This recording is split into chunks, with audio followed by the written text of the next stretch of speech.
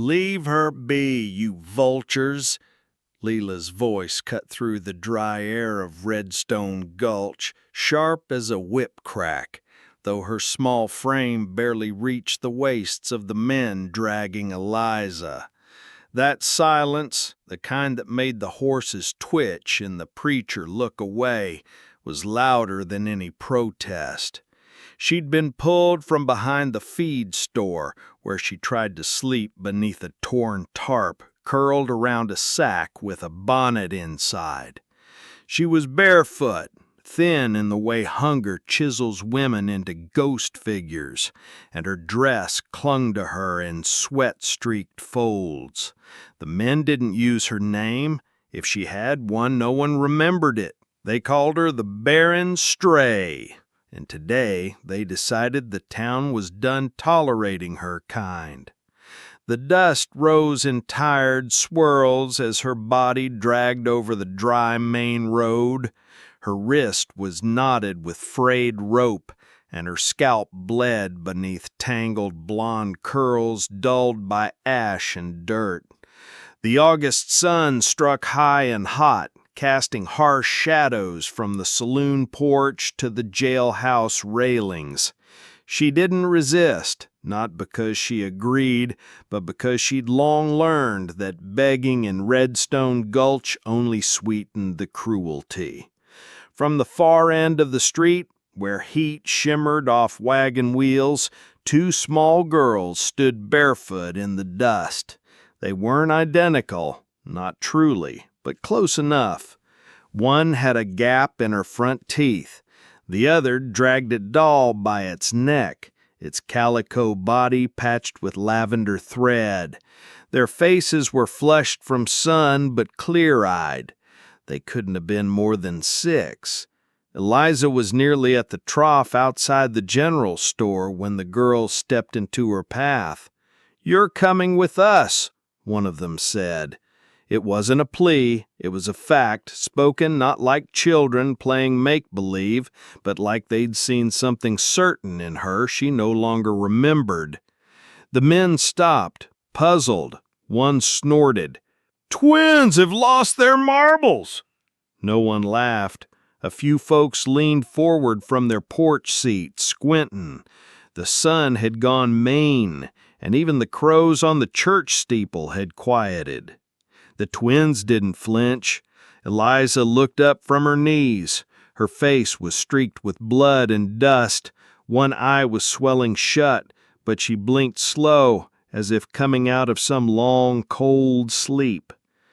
The girl with the doll reached forward, and gently, with the patience of someone braiding a younger sister's hair, began loosening the rope from Eliza's wrist. Her sister turned to the crowd and said louder, "This time she's coming with us now." A man in the crowd spit. "She can't have kids. Ain't got nothing left to give." From the back of the gathered onlookers, a man moved.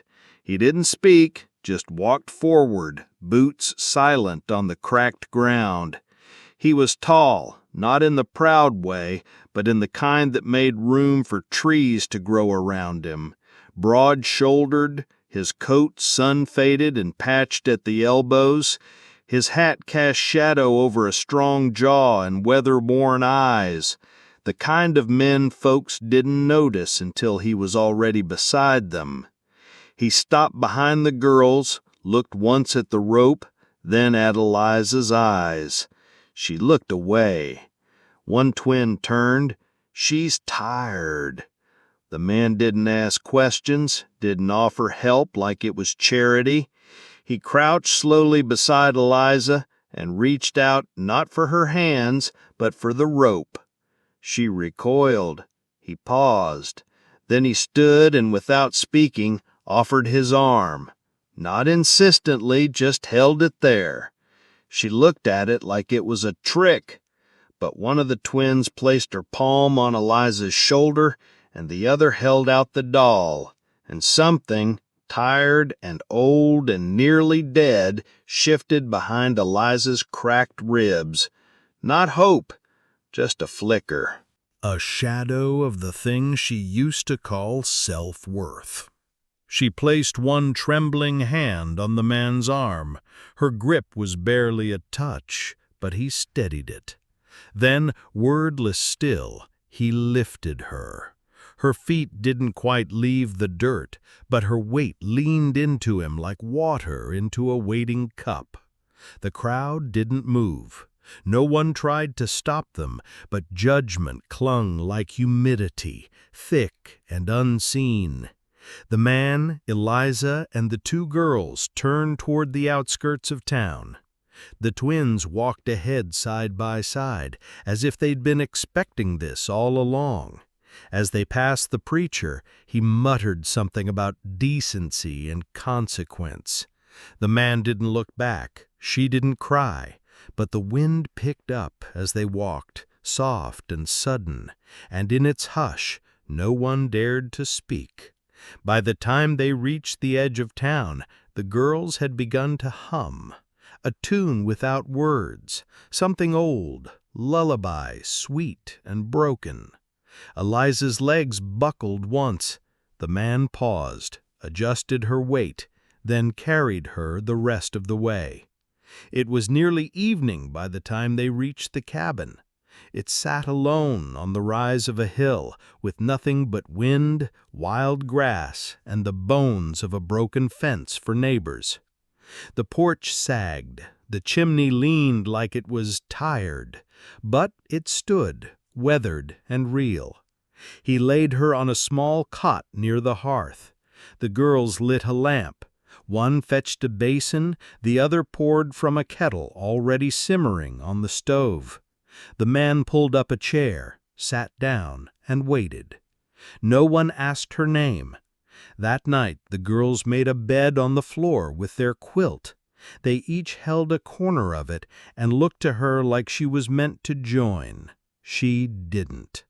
She sat curled by the fire instead, still wrapped in a stranger's coat, legs tucked to her chest, staring at the flickering light like it held something she'd forgotten. The man handed her a tin cup. Inside, warm broth, thick with onion and root vegetables. She sipped. She wept. Not loud, not shaking, just salt falling in silence. The girls pretended not to see. Later, as the fire dimmed and the moonlight pressed silver through the slats, she heard one of the girls whisper, "She's like a candle, lit up again just a little." The other replied, "Mama would have liked her." She didn't ask what happened to their mama, and they didn't tell. Sometime past midnight, the man covered her with a wool blanket and placed something beside her on the floor. The object was old, worn leather, scratched and softened by years, a children's book. She didn't open it, but she did place one hand on its cover before falling into sleep. The deep kind, the kind without dreams, where the body believes just briefly it's safe. The rooster cried late the next morning. She rose slow, stiff from the floor. The man was already outside, chopping wood. The sound came steady, rhythm, without anger. She poured water into a dented tin basin, found a rag, and wiped her face. Her reflection in the cracked mirror caught her by surprise. The swelling had gone down. The bruises were purple-blue now, not red. She tied her hair back with a scrap of muslin. Her fingers trembled. She found a needle and thread and stitched a tear in her skirt. No one had asked her to. That afternoon the girls took her down to the stream. They gathered smooth stones and showed her how to skip them. She laughed only once and quickly covered her mouth like it had escaped without permission. The older twin noticed. "It's all right," she said. "Your laugh's not broken." That night Eliza sat beside the fire again.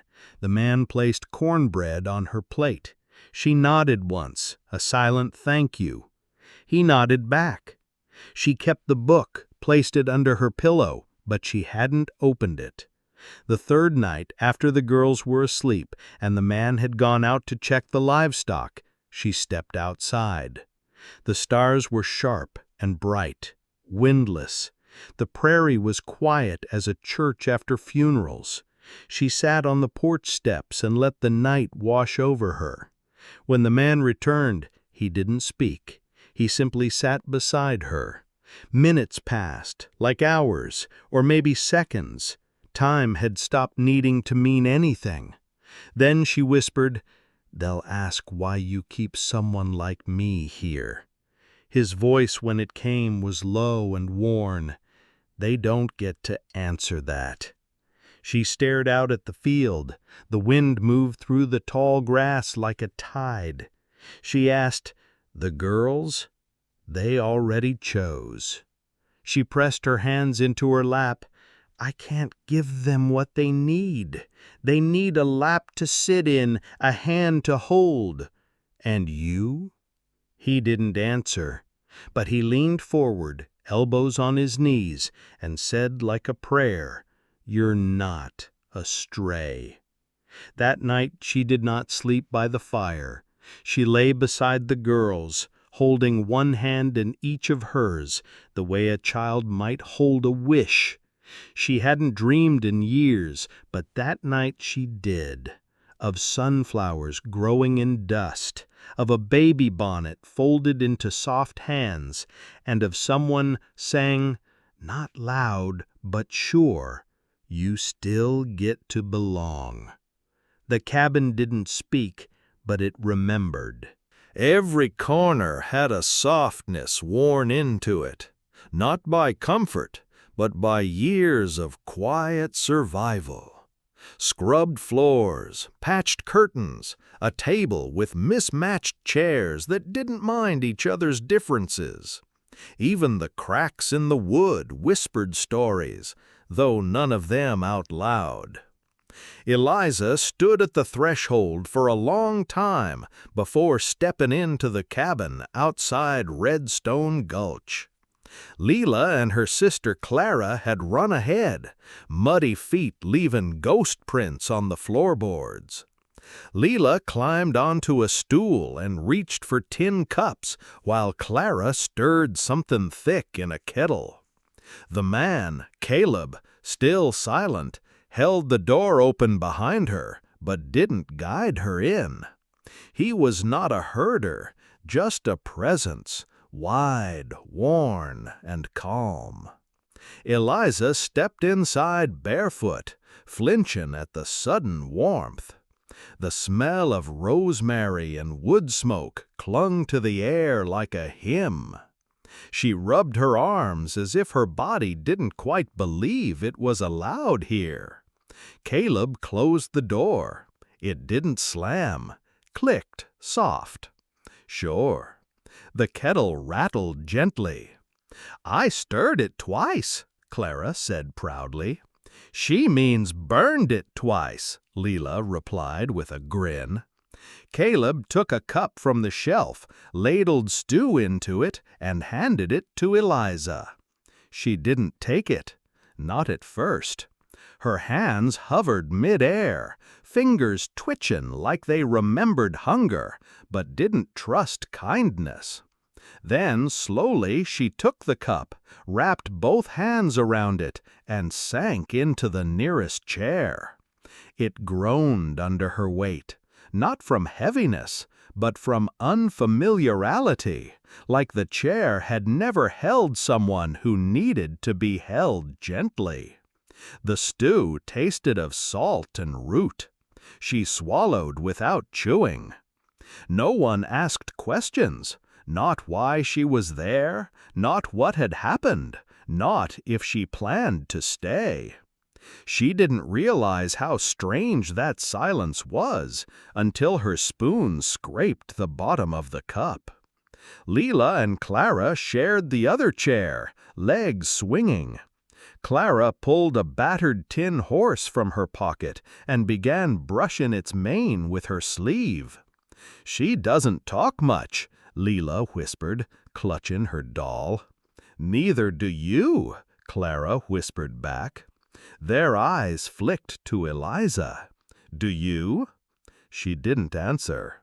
They didn't push. When the fire died low and her bones began to ache from stillness, Eliza rose and set the cup near the basin. Caleb stood, took the cup, and washed it without a word. His hands moved with quiet purpose, as if the act was less about cleanliness and more about giving her a moment she didn't have to explain. Later, he offered her a spare blanket. She wrapped it around her shoulders and sat by the fire again, unsure if she was a guest or a ghost. He placed something in her lap, a shirt, faded but clean. She traced the seam with her thumb, soft stitching. A woman's shirt, but plain, functional. "Yours?" she asked, surprised to hear her own voice. He shook his head. "Was my sister's." Lila and Clara looked up. "She died," Lila said softly. "She liked blue birds," Clara added. "That's why the buttons are blue." Eliza stared at the buttons. They were small, sky-colored, slightly chipped. "Thank you," she whispered. She didn't change that night, not yet. But she folded the shirt carefully and placed it beside the hearth, as if it were something sacred. The next morning, Eliza rose before anyone else. Dawn slipped through the slats in soft ribbons. The air smelled of ash and dew. She stepped outside and let the cold kiss her bare feet. The land stretched out like an unspoken promise, wild, unjudging, fences half fallen, chickens pecking slow circles in the dirt. She found the pump near the shed, drew a bucket of water, and washed her face. The cold shocked her skin. She didn't flinch. Inside, Caleb had started the fire again. He nodded once when she entered, then turned his attention back to the woodpile. The shirt still waited. She changed in the corner behind a curtain. The fabric slid over her body like something remembered. It didn't make her new, it didn't make her whole, but it fit. At breakfast, she took a seat at the table before being offered. Caleb poured her coffee. She drank it black. Lila and Clara chattered about birds, about what soup the neighbor's cow might taste like, about whether a doll needed a last name. She didn't speak, but she listened. After the dishes were cleared, Eliza asked softly, "What do you need done?" Caleb paused, then said, "The porch rail's splintered. Could use sanding." She nodded. Her hands itched for something to hold. That afternoon she worked beside him on the porch. He handed her sandpaper and she ran it over the wood like she was polishing away more than splinters. They didn't speak, but once their hands brushed. She jerked back. "You didn't." Later, Clara brought lemonade in chipped mugs. "You're good at fixing," she said. Eliza looked at her, puzzled. Clara pointed to the smooth railing. "It don't hurt to lean on now."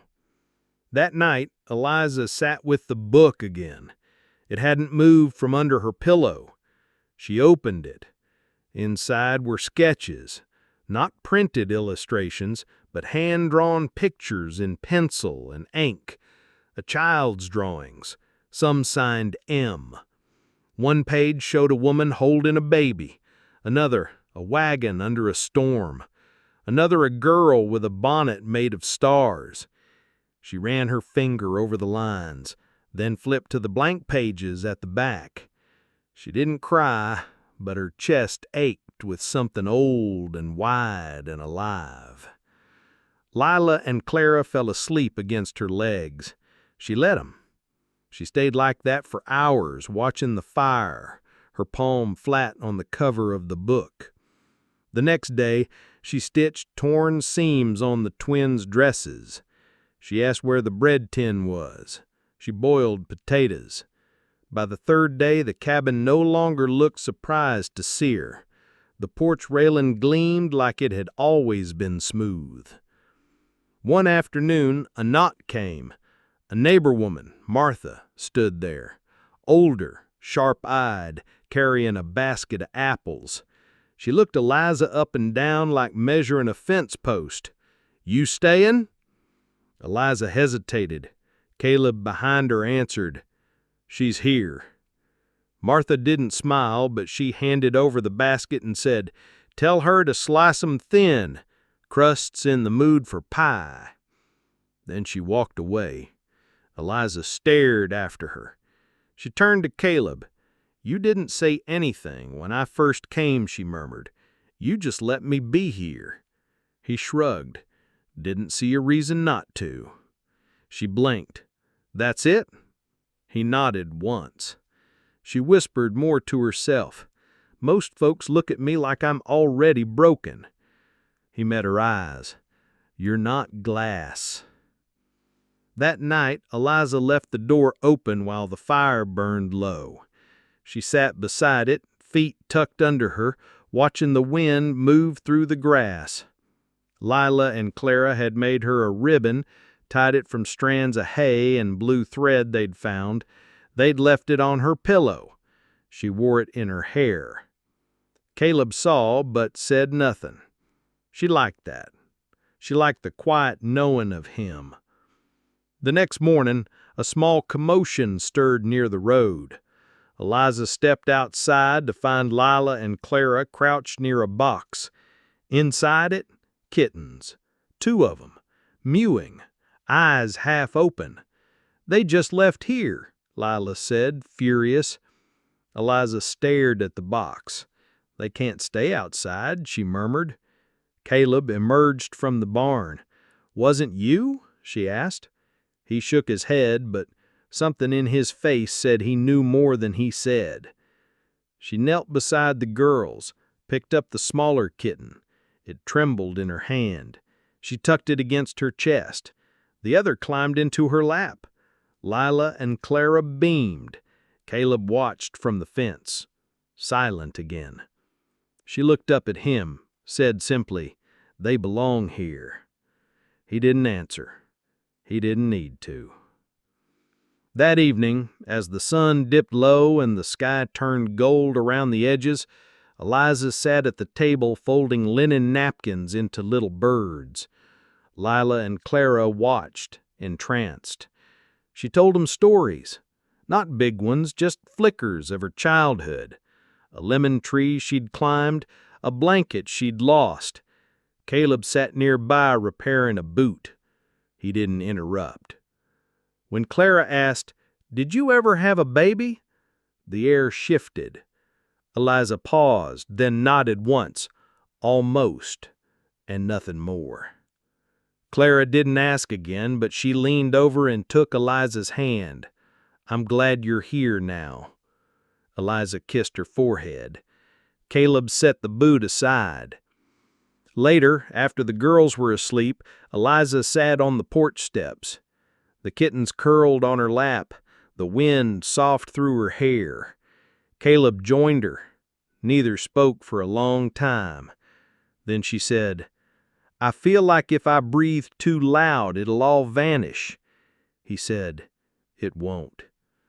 She turned to him, eyes shining with a fear she hadn't named. "I'm not used to being wanted without being useful." He looked at her. "You're not glass." She laughed, just a breath. Then she asked, "Why do the girls like me so much?" He didn't look at her when he answered, "Because they see what you don't." She watched him, the side of his face lit orange by firelight. She asked, "What do they see?" He stood, brushed his coat, and before going inside said, "A place to belong." Eliza sat on the porch long after, the kittens rising and curling again against her skirt. She looked at the stars, then at the window where Lila and Clara slept. Inside, the book still lay open on the table.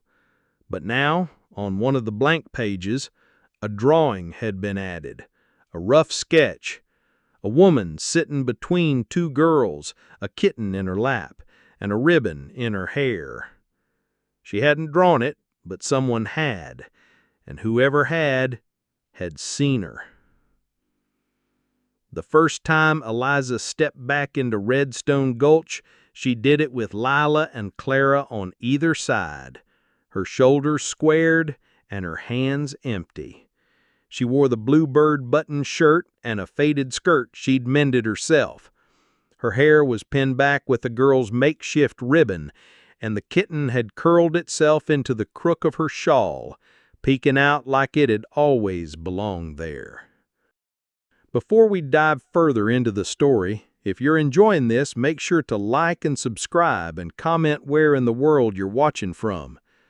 The wind was mild that morning, just enough to stir loose cotton from the roadside and lift the corners of old flyers on the post office wall in Redstone Gulch. But the quiet had teeth. Eliza, Lila, and Clara walked past the saloon first. Its door was open, swinging slow on its hinges, and someone laughed inside, sharp, sour. A man in a dusty vest leaned against the frame, chewing a toothpick. He eyed Eliza like she was a ghost returned to haunt him. She didn't flinch. Lila and Clara waved politely. At the general store, the clerk glanced up from behind his counter and dropped his eyes again just as quick, as if politeness was permission, and he didn't want to give it. By the time they reached the chapel steps, Eliza's back was damp with sweat. The bell rang once, thin and long, and the sound seemed to drag something out of the past, something heavy. A woman in gray, Agnes, stood on the church stoop watching them, bonnet crisp, mouth set like mortar. She didn't speak, just pressed her lips tighter and moved aside, making her judgment known without offering room. Inside, the pews creaked beneath the weight of silence. Hymns hummed in weary tones, and when the preacher mentioned mercy, Eliza swore she felt every neck tighten toward her. Lila and Clara didn't seem to notice. They hummed softly with the closing hymn, fingers curled around the edges of their dresses. Clara leaned her head against Eliza's arm. Afterward, as folks filtered out, Eliza stood near the back, unsure if she'd been part of the service or a lesson in contrast. Caleb hadn't come. He rarely did, but he'd walked them to the road and nodded once, as if that was enough. They made it nearly to the mercantile before the whisperin' started in earnest. "Didn't she lose a baby once? I heard she was barren, twice married, both times ended bad. She's just waiting to take from someone else's table. She'll be gone by frost." Lila and Clara heard it too. Clara stopped walking and turned toward the gathering of townsfolk. "She makes better biscuits than all of you." The crowd quieted. Lila added, "And her hair smells like cinnamon." They kept walking.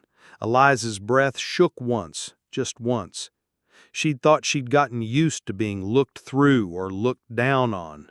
But something about standing between Lila and Clara, who clung to her like she was home, made the sharpness of it cut different. Like Redstone Gulch wasn't just dismissing her, it was daring her to believe she belonged. She didn't speak the whole walk back. That evening, Eliza sat outside with her skirts tucked under her, snapping beans beside the porch post, while Lila and Clara tried to teach the kitten to fetch a pine cone. Caleb leaned against the railing, watching the sky shift pink and gold.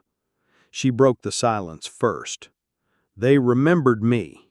He didn't turn. "They remembered what they think I was, not what I am." His voice came low. "They don't know you. They think they do." He glanced at her. "Do you think they're right?" The beans dropped from her hand. "I don't know what I am anymore." The kitten ran between them, dragging a stick twice its size. Lila and Clara laughed, chasing after it. Caleb picked up a bean from the floorboard and offered it back to her. "You're here. That's what matters." But the words didn't stick.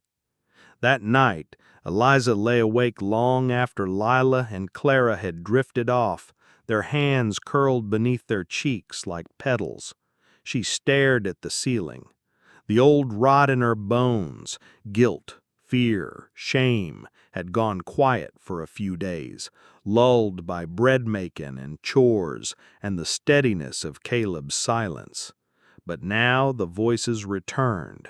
Not his, the town's, her own. She rose without waking the girls.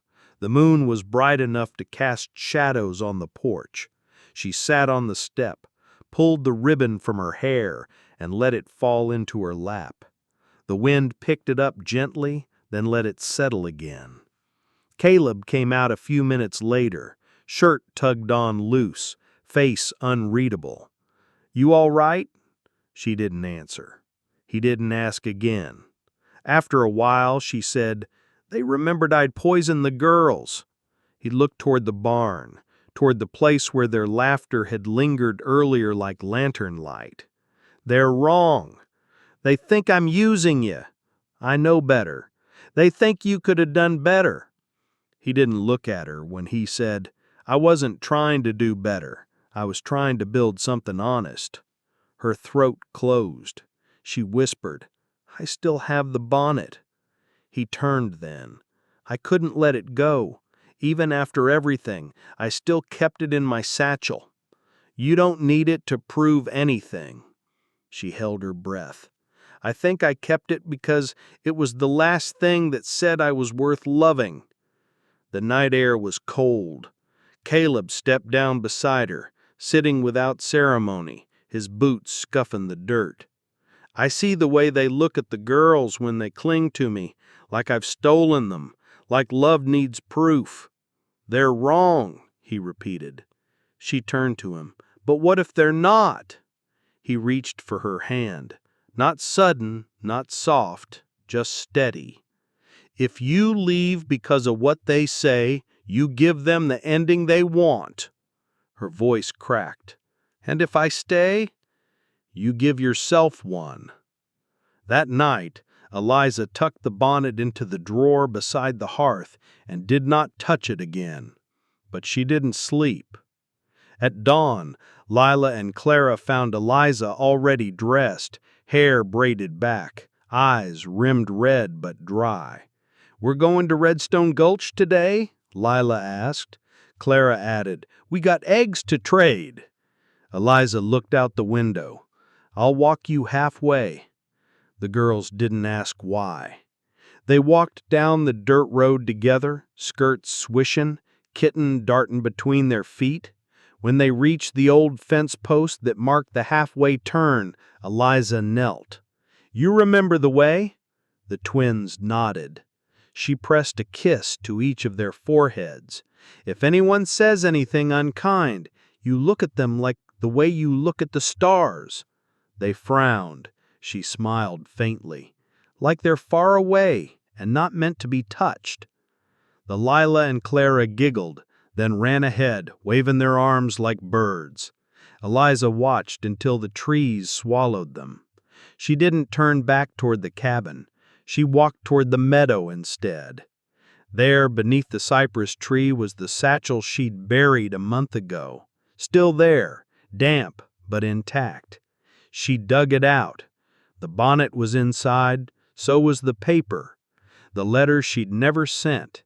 A name scrolled on the back of it. Amos, the man she'd married once, the one who'd called her broken, the one who left. And now he was in Redstone Gulch.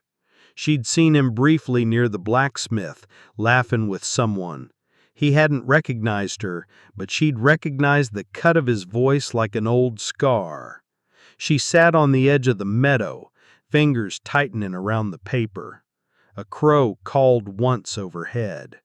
In the distance, church bells rang again, and she realized Redstone Gulch would never stop naming her by what she'd lost, unless she named herself by what she'd become. The sky was cloudless, and the sun was rising. The day after Eliza saw Amos, everything changed, though nothing looked different. The chickens still pecked their mindless circles in the dust. The porch still creaked in the morning. The sky still burned blue and wide, as if it didn't care who you were or what you'd done. But she woke with a silence inside her that hadn't been there before. Not peace, something else. Something that warned her she couldn't stay much longer without breaking what had begun to heal. Leela and Clara had drawn a picture the evening before. 3 stick figures and a kitten with a crooked tail.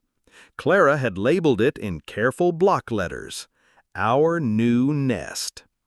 The paper was still on the table when Eliza came down.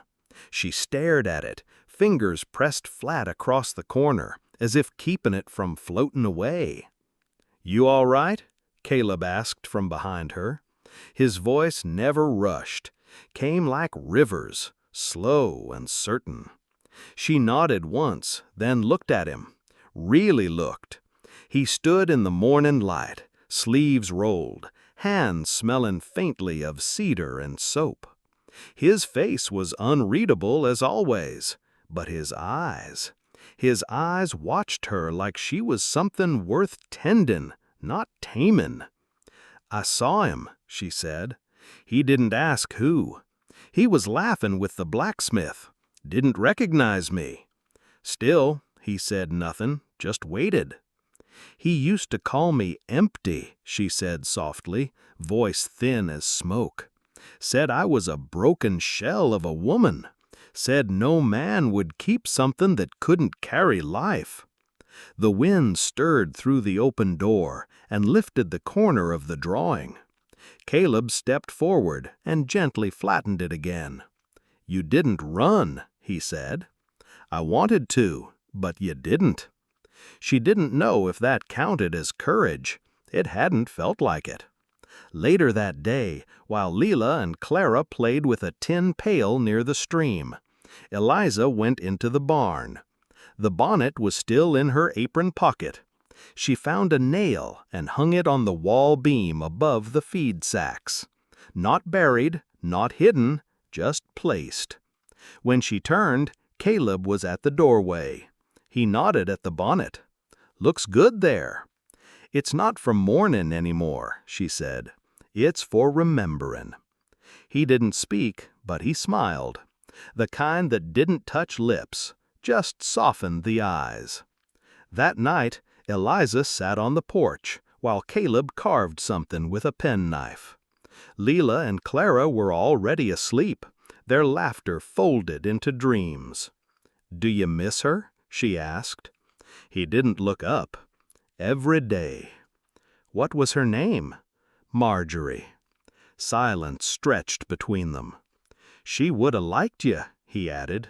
"She loved quiet things, things that took time." Eliza swallowed. "I'm not sure I know how to be loved gently." He stopped carving. "You already are." The kitten crawled into her lap. She stroked it with slow fingers. Then, almost without realizing, she said, "I thought I'd be alone forever, that I deserved it."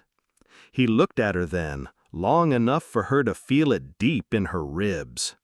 "I think we're all just waiting for someone to sit beside us and not walk away." The moon rose pale and round, catching silver in her hair. The next morning, Leela and Clara found Eliza stringing wildflowers across the porch rail. She taught them how to braid stems, and they told her about a bird's nest hidden in the tree behind the barn.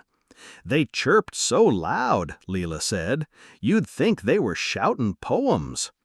That afternoon, they found an old cradle in the barn loft, dusty, forgotten. Clara climbed in and curled up like a kitten. Leela insisted on rocking it with dramatic flair. Eliza watched them, then gently touched the carved initials on the side. "M. Marjorie," Caleb said behind her. She nodded.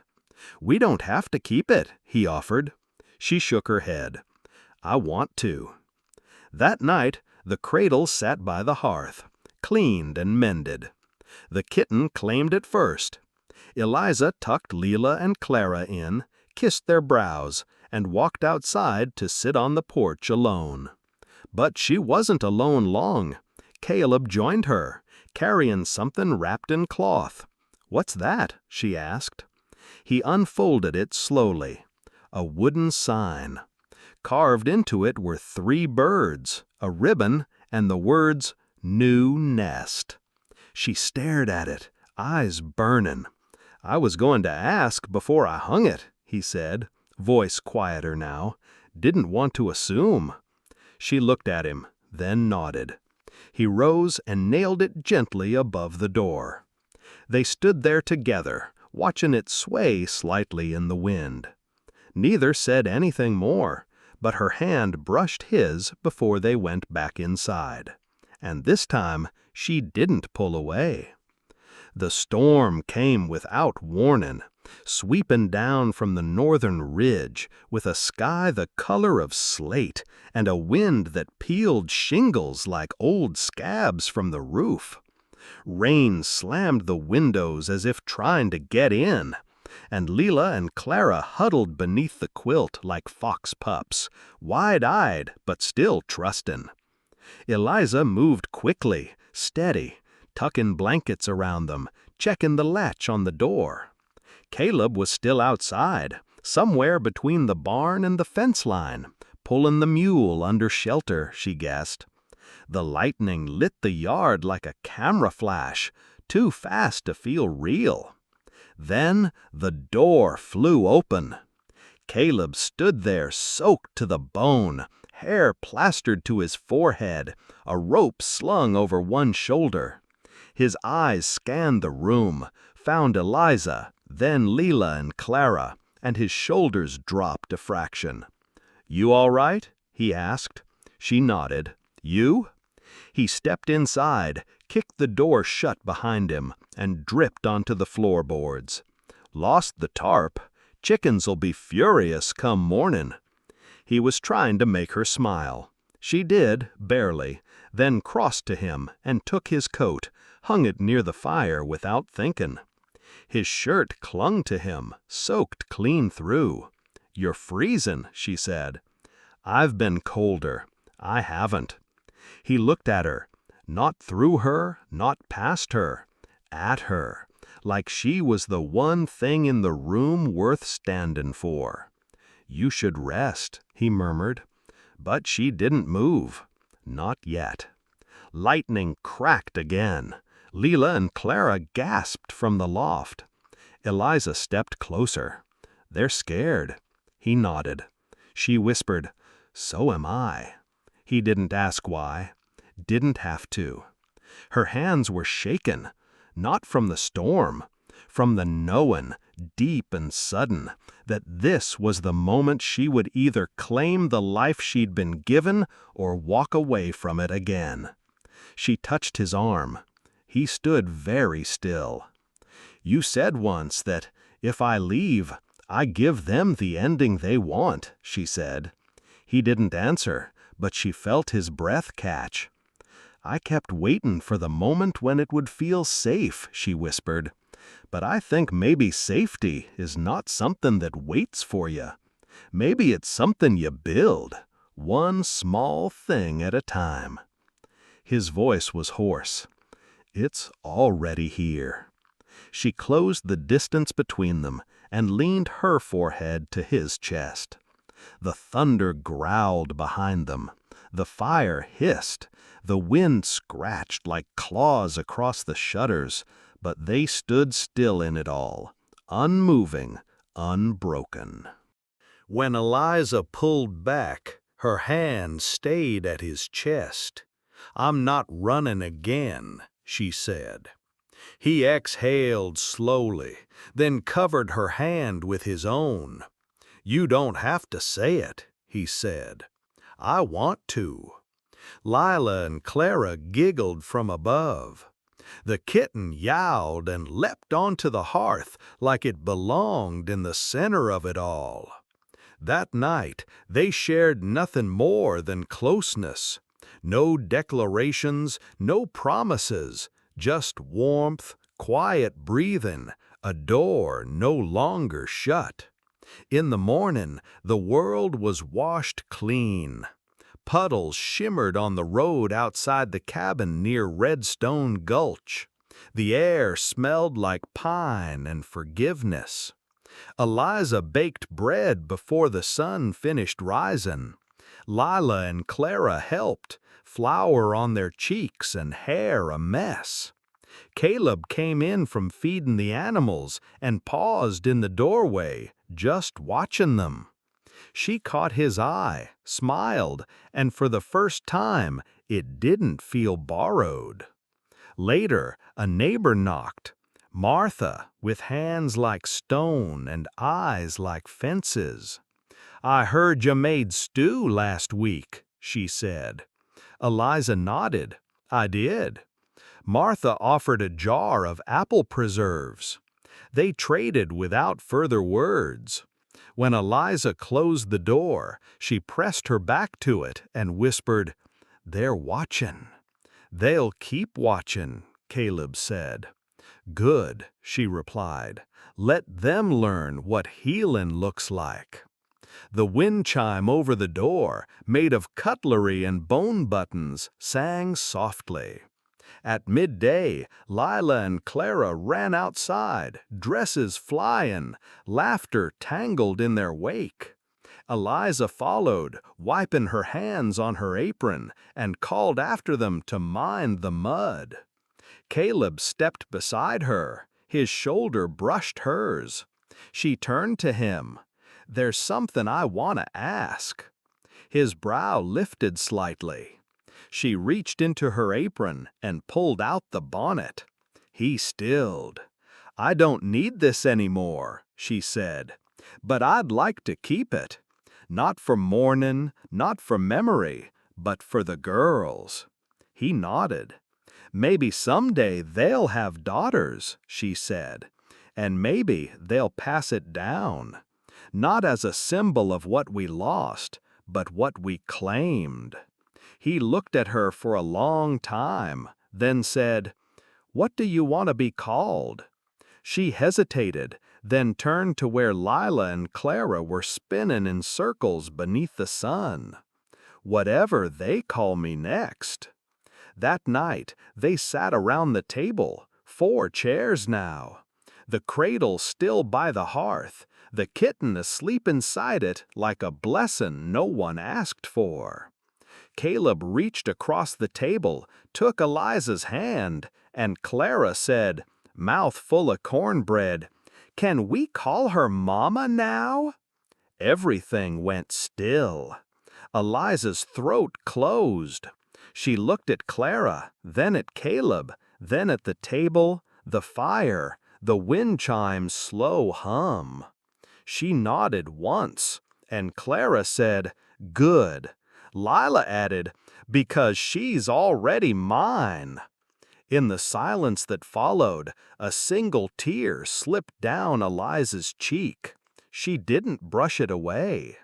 Later, when the moon rose and Lila and Clara were tucked beneath quilts stitched with new thread, Eliza stepped out onto the porch.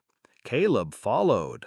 The sky stretched wide above them, stars like stitched light on velvet. He asked, "You all right?" She leaned into his side. "I think I'm home." Behind them on the table, the drawing still sat, now with a 5th figure added, the word Mama scribbled beneath. Eliza hadn't drawn it, but she'd earned it. If you believe in stories that touch the heart like this one, leave a comment and don't forget to subscribe to Rust and Romance. We tell the stories that shouldn't be forgotten.